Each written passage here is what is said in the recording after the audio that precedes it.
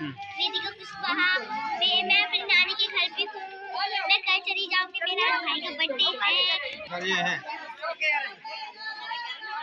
अवध किशोर बाबा देवी से अवध किशोर लोग जाने लगता नहीं बोले कोई सामान नहीं था वो अन पे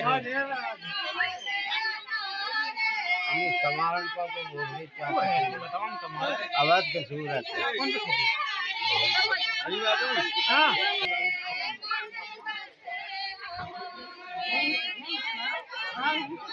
तुम लोग आगे गायब हो गए बारी के पीछे चलो तुम लोग